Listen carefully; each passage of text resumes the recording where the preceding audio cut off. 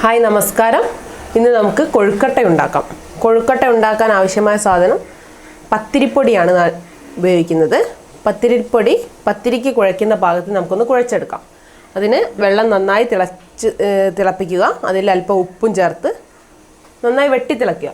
ആ തിളച്ച വെള്ളം നമുക്കിതിലേക്ക് ഒഴിച്ച് നന്നായി ഒന്ന് കുഴച്ചെടുക്കാം.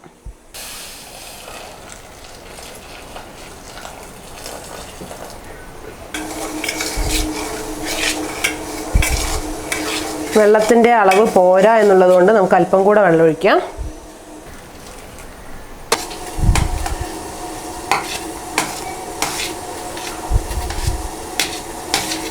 കുഴച്ച് ഈ ഒരു പരുവത്തിലാകുന്നത് വരെ വെള്ളം ഒഴിച്ച് കുഴച്ചെടുക്കുക.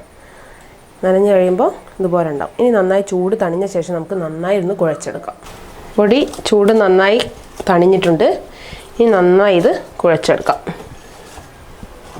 പത്തിരി ആയാലും നമ്മളിതുപോലെ നന്നായി കുഴച്ചാൽ എത്രത്തോളം കുഴയ്ക്കുന്നോ അത്രത്തോളം നമ്മുടെ പത്തിരി സോഫ്റ്റ് ആയിരിക്കും. ഇതുപോലെ ചെറിയ ഉരുളകളാക്കുക. നമ്മൾ നന്നായി കുഴച്ച് വെച്ചിരിക്കുന്ന അരിപ്പൊടി ഇതുപോലെ ചെറിയ ഉരുളകളാക്കി നമുക്ക് മാറ്റി വയ്ക്കാം. ഒരു പുട്ടുകൂട അടുപ്പിൽ വെച്ചിട്ടുണ്ട്. വെള്ളം നന്നായി തിളക്കട്ടെ.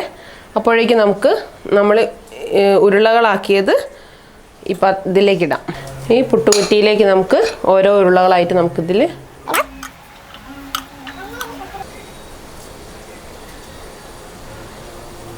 ഇനി ഇത് നമുക്ക് ആവിയിൽ വെച്ച് വേവിക്കാം.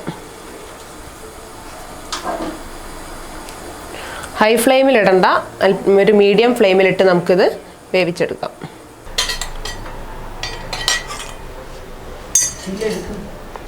ഇനി അങ്ങനെ നമ്മുടെ ഉരുളകൾ വെന്ത് പാകമായിട്ടുണ്ട്.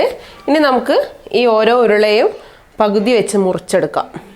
ഇനി നമുക്ക് കടുകും ചെറിയുള്ളിയും താളിക്കാം. ആദ്യം തന്നെ വെളിച്ചെണ്ണ ഒഴിച്ച്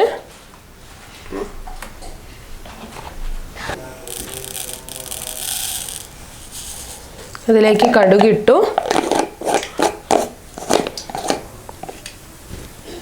കടുക് പൊട്ടിയ ശേഷം നമുക്ക് ചെറിയുള്ളി നൈസായി അരിഞ്ഞു വെച്ചതാണ്, അത് അതിലേക്ക് ഇടാം.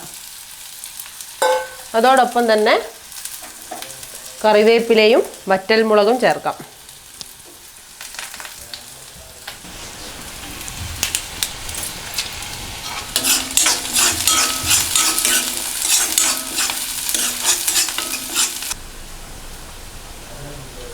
ഇനി നമുക്കിതിലേക്ക് നമ്മൾ കട്ട് ചെയ്ത് വെച്ചിരിക്കുന്ന കൊഴുക്കട്ട ചേർക്കാം. നന്നായി ഒന്ന് ഇളക്കി എല്ലാ ഭാഗത്തും ഉള്ളിയും കറിവേപ്പിലയും വറ്റൽമുളകും എത്തുന്നത് വരെ നന്നായി ഇളക്കി കൊടുക്കുക. ഇനി നമുക്കിത് വാങ്ങി വയ്ക്കാം. നമ്മുടെ കൊഴുക്കട്ട റെഡിയായി.